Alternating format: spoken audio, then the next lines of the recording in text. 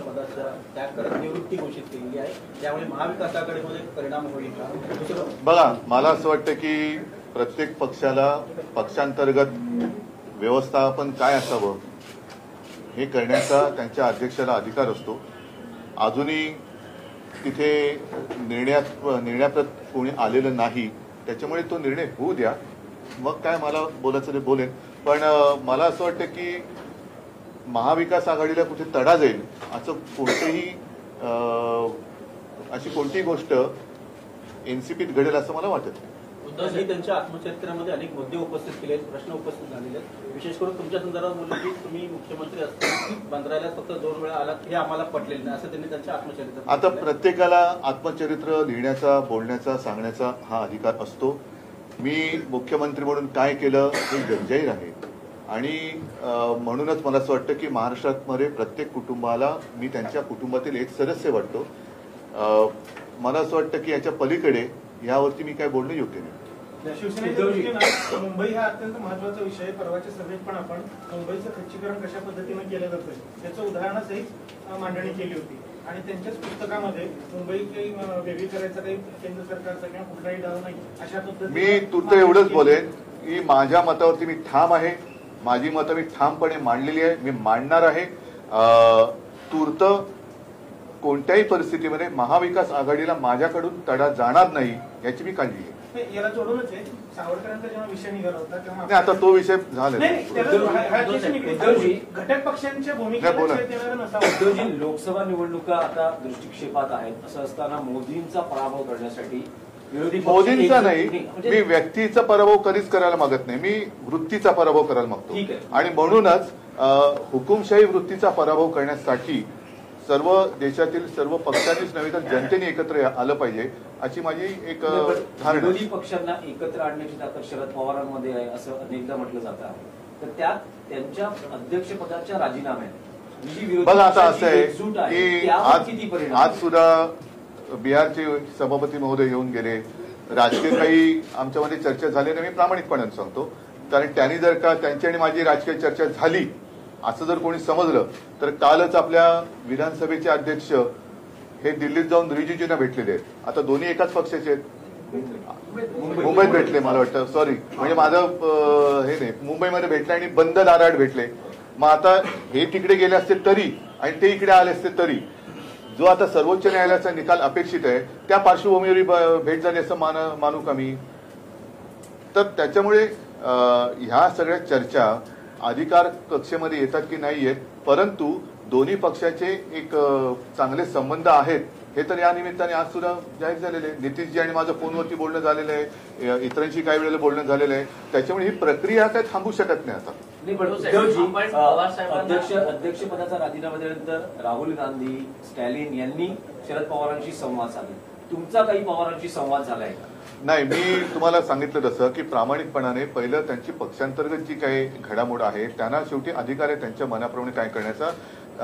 दुसरं, कार्यकर्त्यांना सुद्धा त्यांच्यावरती तेवढाच अधिकार आहे. कार्यकर्त्याचा सुद्धा आपल्या नेत्यावरती तेवढाच अधिकार असतो जसा नेत्याचा कार्यकर्त्यावरती असतो. त्याच्यामुळे ते त्यांना मला असं वाटतं ते सगळ्यांच्या हिताचा जो काय असेल तोच निर्णय ते घेतील. त्याच्या आणि दुसरी गोष्ट काय, मी सल्ला कसा देणार त्यांना? परत म्हणजे मी दिलेला सल्ला पचनी नाही पडला तर काय करू?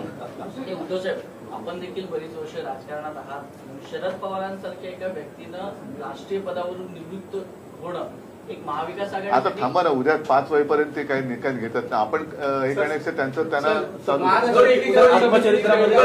आपण समर्थन देत आहे तर दुसरीकडे महाराष्ट्रातले मराठी नेते हे भाजपचा एक महत्वाचा विषय काढला. खरं म्हणजे आपल्याला सर्वांना कल्पना असेल की बऱ्याच वर्षांपूर्वी शिवसेना प्रमुखांचा मतदानाचा अधिकार काढला गेला होता कारण त्यांनी हिंदुत्वाचा प्रचार केला म्हणून. आता कारण नसताना कर्नाटक निवडणुकीमध्ये मग तो बजरंग दलाच्या निमित्ताने असेल किंवा आणखीन कोणत्याही निमित्ताने असेल, मोदीजी जे म्हणालेत की मतदान करताना बजरंग बली की जय का असं काहीतरी बोलून तुम्ही मतदान करा, तर मग मी म्हणजे आता जर माननीय पंतप्रधान असं बोलले असतील याचा अर्थ निवडणूक कायद्यामध्ये बदल झाला असेल धार्मिक प्रचाराबाबत असं मी मानतो. कारण त्यावेळेला हिंदुत्वाचा प्रचार केला म्हणून माननीय हिंदू हृदय सम्राटांचा मतदानाचा अधिकार काढला होता. ते निवडणूक तर कधी लढले नव्हते, लढणार नव्हतेच, पण त्यांना निवडणूक लढायला पण बंदी केली होती. पण ज्या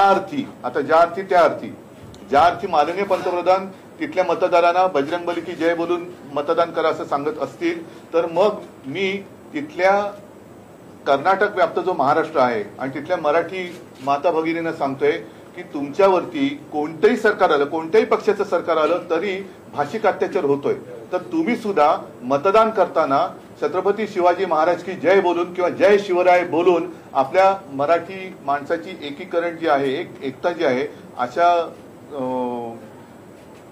या एकजुटीला जपणाऱ्या उमेदवारालाच मतदान करा की जेणेकरून एकीकरण समितीचे उमेदवार निवडून येतील. कालच संजय राऊत सुद्धा तिकडे जाऊन आलेले आहेत. तर मी आपल्या माध्यमातून माझ्या तमाम सीमा भागातील कर्नाटक व्याप्त महाराष्ट्रातील मराठी माणसांना आवाहन करतो आहे की ज्याप्रमाणे मोदीजींनी सांगितले की जय बजरंगबली बोलून मतदान करा, तर तुम्ही पाहिजे जय भवानी जय शिवाजी बोलून मतदान करा, पण मराठी माणसाची एकजूट तुटू देऊ नका. त्या एकजुटीचा जो एक जी वज्रमुठ आहे ती तिकडे दाखवून द्या. बेळगावमध्ये महाराष्ट्र एकीकरण समिती सीमा भागात निवडणूक लढवते, पण काँग्रेस आणि भाजप महाराष्ट्रातले नेते जाऊन तिथे एकीकरण समितीच्या विरोधात किंवा त्यांच्या पक्षाच्या उमेदवारांचा प्रचार करतात. म्हणूनच मी म्हटलं ना की तिथल्या मतदारांनी आता ठरवलं पाहिजे की ज्याप्रमाणे परत सांगतोय मोदीजींनी जय बजरंगबली सांगितलेलं आहे तसंच जय भवानी जय शिवाजी बोलून मराठी माणसाचं, मराठी भाषेचं हितरक्षण करणाऱ्या आपल्या एकीकरण समितीच्या उमेदवारांनाच विजयी करा. एकीकरण समितीच्या कार्यकर्त्यांनी आज फडणवीसांना सभेच्या ठिकाणी काळे झेंडे दाखवलेले आहेत. चांगलंय, निषेध करताय. हो बरोबर आहे ना, कारण काही 1-2 वर्षापूर्वीच तिथल्या छत्रपती शिवाजी महाराजांचा पुतळा रातोरात हटवला होता. म्हणजे छत्रपती शिवाजी महाराजांचा पुतळा तिथला हटवला होता, महापालिकेचा भगवा उतरवला होता, जो शिवाजी महाराजांचा भगवा तो उतरवला होता. त्याच्यामुळे जर जय बजरंगबली चांगलेच आहे, पण जय भवानी जय शिवाजी बोलून मराठी दृष्ट्यानं हरवा. मुख्यमंत्री एक सवाल ये है कि जिस तरह से शरद पवार साहब ने जो टाइमिंग हम देख रहे हैं कि लोकसभा विधानसभा पुतळा तिथला हटवले आहे ना, हाँ लोकसभा और विधानसभा चुनाव के पहले इस तरह का फैसला करना, क्या आपको लगता है कि विपक्ष जो एक साथ आने की कोशिश कर रहा था उसको कहीं ना कहीं एक बड़ा झटका लग सकता है? मैं इस बारे में अभी कुछ कहना नहीं चाहूंगा. और जैसे मैंने पहले कहा कि मेरी ओर से ये जो एकता होने जा रही है उसे कोई ठेस या नुकसान होगा ऐसे मैं कुछ करूंगा नहीं. लेकिन साथ ही साथ ये भी कहूंगा कि अब जितने सारे विपक्ष है, सिर्फ विपक्ष शब्द का अर्थ अलग होता है. देश में तानाशाही नहीं चलेगी, तानाशाही नहीं आनी चाहिए, ऐसे मानने वाले लोगों का अब इकट्ठा आना शुरू हुआ है, उसको कोई रोक नहीं सकता. बारसूचा विषय देखील महत्त्वाचा हाँ, आधी हे झालं का मग बारसू. नहीं एक मिनट विचार. मैं पूछ रहा हूँ पीएम मोदी का जो मुद्दा आपने रखा कि उन्होंने बजरंगबली के नाम का इस्तेमाल वहाँ पर किया कर्नाटक चुनाव में, क्या आपकी मांग है कि वहाँ के चुनाव आयोग ने प्रधानमंत्री नहीं सुनिए, बहुत साल पहले की बात मैं बताना चाहता हूँ. उस वक्त माननीय हिंदू हृदय सम्राट बाला साहब जी का मतदान करने का अधिकार छीन लिया गया था. ये डेमोक्रेसी में कैसे किया जा सकता है पता नहीं मुझे. क्यों? क्योंकि उन्होंने हिंदुत्व का प्रचार किया था. हिंदुत्व का प्रचार उस वक्त बाला साहब ने किया था तो गुनाह हुआ था और उनका मतदान का अधिकार छीना गया था. अब शायद प्रधानमंत्री जी ने कहा है जय बजरंगबली कहो और मतदान करो, तो शायद उस कानून में कुछ बदलाव आया होगा, मुझे नहीं पता. लेकिन अगर जय बजरंगबली तो बजरंगबली तो हमारा ही है. कर्नाटक चुनाव में बजरंग दल या बजरंगबली का उल्लेख करने की आवश्यकता नहीं थी. जनता की हित की बात होनी चाहिए थी. लेकिन अगर प्रधानमंत्री ऐसे कहते कि जय बजरंगबली कहकर आप मतदान करिए, तो मैं मेरी जितने सारे वहाँ मराठी भाषिक माताएं हैं, भाई हैं, उनको सबको कहता हूं कि आप जय भवानी जय शिवाजी कहकर जो भी आपके ऊपर अत्याचार करने वाले हैं उनको पराभूत करें. ये मुद्दा शुरू हुआ है, कांग्रेस ने ये अपने इसलिए मैंने कहा ना, इसलिए मैंने कहा कि बजरंग दल या बजरंगबली की आवश्यकता नहीं थी. आप चुनाव लड़ते हो तो लोगों की हित की बात करो. ना ही कांग्रेस को आवश्यकता थी बजरंग दल के बारे में बात करने की, और उसके ऊपर प्रधानमंत्री जी ने भी यही कहने की आवश्यकता नहीं थी. बजरंग बली तो बलवान थे ही, अपना बल का क्या, खुद का बल दिखाओ ना. वो चाहे कांग्रेस हो या भाजपा हो, खुद का बल दिखाओ और उस बल का उपयोग हमारे मराठी भाषियों के ऊपर किया जा रहा है तो उसका हमें पराभव तो करना ही होगा। नहीं, मैं इस बारे में कुछ कही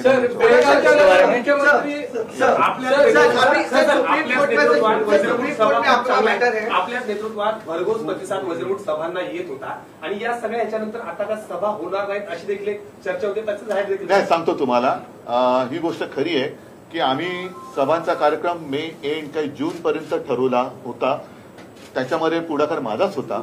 परंतु गेल्या 15 दिवसापूर्वी जे घडलं त्याच्यानंतर ह्या सभा घेणं हे थोडंसं एक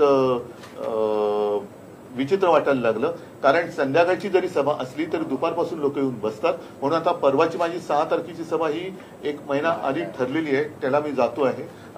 मात्र आता आम्ही ह्या सभा पुढच्या थोडंसं मे महिना थांबून पुन्हा सुरू करायचा का याचा विचार आम्ही करतो. आपकी बात हुई है शरद पवार जी से? अभी नहीं की, सभा को लेकर कोई बात हुई है शरद पवार जी से? नहीं, अभी तो उनके बीच में जो चल रहा है वो होने दो पूरा. सर सुप्रीम कोर्ट में आप लोग मैटर चल रहा है, आप लोग बहुत कॉन्फिडेंट है कि सुप्रीम कोर्ट का जो ऑर्डर है आप हम न्याय की अपेक्षा कर रहे हैं. कॉन्फिडेंस का मतलब उसी समय एनसीपी में एक बड़ा घोटाला रहता है, शरद पवार जी रिजाइन कर देते हैं. इन दोनों मुद्दों को देखते हुए लग रहा है कि 2019 का मैटर फिर से दोबारा एनसीपी का मुद्दा सुप्रीम कोर्ट में कहाँ है? हमारा मुद्दा है. आपका मुद्दा है, लेकिन अगर आपके फेवर में आता है तो ये आपको नहीं कि 2019 में देखो, पवार जी ने ये अगर मगर की बात क्यों करें हम? रुकिए ना, जो कुछ होगा, जो होने जा रहा है.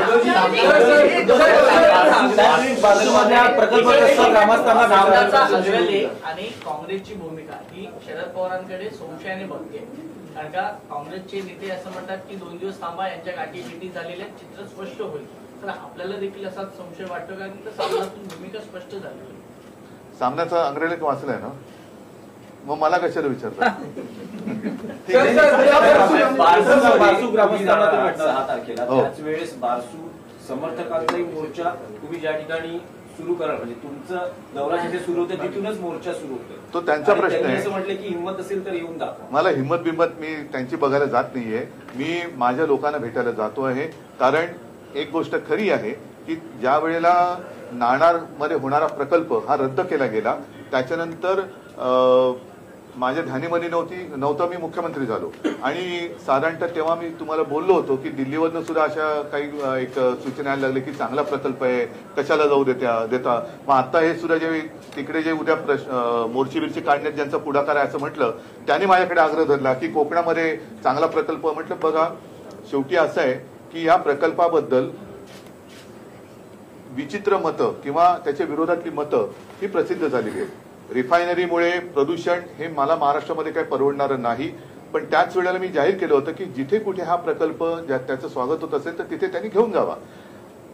प्रश्न असा आहे की हे आमचं सरकार यांनी पाडल्यानंतर गेल्या 6-8 महिन्यामध्ये महाराष्ट्रात येणारे चांगले प्रकल्प, मग ते वेदांत फॉक्सकॉन असेल, आणखीन काही असेल, हे सगळे गुजरातकडे वळवले. म्हणून मी नाणारच्या वेळेला बोललो होतो, तेच माझं मत आजही ठाम आहे की केवळ माझं पत्र आज तुम्ही घेऊन नाचवताय तिकडे, तर माझ्याच काळामध्ये येऊ शकणारे प्रकल्प तुम्ही जाऊ का दिले? आणि म्हणजे याचा अर्थ असा आहे का की महाराष्ट्राकडे राख आणि गुजरातमध्ये रांगोळी असं मी ठरायचं का? आणि मग असं जर असेल तर कोणी कोणाच्या सुपारी घेऊन याला मला विरोध करण्यापेक्षा लोकांची बाजू घेऊन प्रकल्पाला विरोध करा. जर नाही तर मग प्रकल्प एवढा चांगला असेल तर जे मी ठरवलं होतं की लोकांसमोर जाऊन त्या प्रकल्पाचं सादरीकरण करायचं, की जेणेकरून जर का त्यांचे गैरसमज असतील एक तर तुम्ही दूर करा, आणि ते दूर करता येऊ शकत नसेल तर प्रकल्प दूर करा. मग त्याच्यासाठी लाठीमार करून आणि पोलीस बंदोबस्त डोक्यावरती बंदूक टेकून तुम्ही परवानगी घेताय आणि प्रकल्प चांगले सांगताय, याला काय अर्थ आहे? आणि दुसरी गोष्ट उद्या समजा काय करतील ते त्यांना त्यांचं करू दे. कोणाची बाजू घेऊन येत आहे? कारण तिथल्या जमिनी ज्या आहेत त्या सगळ्या उपऱ्यांनी विकत घेतलेल्या आहेत. तुम्ही उपऱ्यांची सुपारी घेऊन माझ्याशी लढायला येत आहे का? माझ्या भूमिपुत्रांसाठी, माझ्या भूमिपुत्रांच्या घरादारावरती तुम्ही उपऱ्यांचा वरवंटा फिरवत आहात का? कशा काय त्यांनी जमिनी तिकडे घेतल्या? सरकारचं असं म्हणणं आहे की फक्त सध्या तिथे सॉइल टेस्टिंग सुरू आहे, कुठल्याही प्रकारचा निर्णय घेतला नाहीये ना. झाल्यानंतर लोकांशी बोलून आम्ही हो, पण मग हे पोलिस बळ वापरून काय करताय तुम्ही? लोकांसमोर जा ना, जसं मी चाललेलो आहे तसं तुम्ही जा, तुम्ही लोकांमध्ये जा. मला अडवण्यापेक्षा लोकांमध्ये जाऊन त्यांचे जे काही प्रश्न असतील त्याला उत्तर द्या. पण तुम्ही आता जसं पालघरमध्ये घरात घुसून आदिवासींना बाहेर काढलं जातं, हा ही कोणती लोकशाही? आणि म्हणूनच मी जे म्हटलं ना, मी मोदींच्या विरोधात नाही, या हुकुमशाही वृत्तीच्या विरोधात आहे. नाही, पण उद्धव साहेब, बारसूची जागा तुम्ही सुचवली त्यावेळेस तुमच्यावर म्हणजे आग्रह होता की तुमच्यावर दबाव होता? दबाव विभाव नाही, आग्रह होता. आणि प्रामाणिकपणाने सांगतो, कारण मला खोटं बोलता येत नाही, मलाही असं वाटलं की समजा जर का प्रकल्प चांगला असेल आणि तिथल्या जनतेने होकार दिला तर तो प्रकल्प तिकडे येऊ शकतो. आणि मग त्यातल्या त्यात समजा लोकवस्ती कमी असेल, जंगल कमी असेल, अशी जागा जर का, कारण याला किनारपट्टीच लागते, अशी जागा जर का असेल आणि तिकडे सगळ्यांचं चांगलं होत असेल तर मी मध्ये काय यावं. पण आता जसं मला दिसतंय की लोकांच्या मनात शंका आहेत, प्रश्न आहेत, त्या प्रश्नाची उत्तरं म्हणजे आपल्याकडे असं झालेलं आहे की प्रश्न कोणी विचारायचेच नाही. प्रश्न विचारला का मार ठोक आणि तुरुंगात टाकून दे. मग ते कोणाही बद्दल असो, अडणींबद्दल असो किंवा कोणाही बद्दल असो, प्रश्न विचारला की त्याला नामशेषच करायचा, असं नाही चालत. जर त्यांच्या मनात प्रश्न असतील आणि त्यांची जागा आहे, ती तिथले भूमिपुत्र आहेत, त्यांच्या प्रश्नांना उत्तरं मिळालीच पाहिजेत आणि प्रश्न विचारण्याचा त्यांचा हक्क आहे, अधिकार आहे. उद्धव सर, ये जो किताब शरद पवार जी ने लिखा है उसके बारे में, आपके बारे में भी कई सारी बातें मैंने कहा ना पहले भी कहा. अरे किताब तो मराठी में है ना. पहले हिंदी में किताब आने दो, फिर मैं हिंदी में मुख्यमंत्री असे बोलले होते बेळगावच्या चळवळीत, मला जेलमध्ये मी गेलो होतो, मात्र आपल्याकडे जी यादी आली होती त्यावेळी त्यामध्ये मुख्यमंत्र्यांचं नाव नाही. मग नेमके ते कोणत्या जेलमध्ये होते मला माहित नाही. आणि कोणत्या चळवळीत? नाही, जेलमध्ये गेलो होतो असं म्हणाले असतील असं नाही मला वाटत. की कदाचित तिकडे गेले नसते तर जेलमध्ये जावं लागलं अशी त्यांना भीती वाटली असेल. ठीक आहे, चला.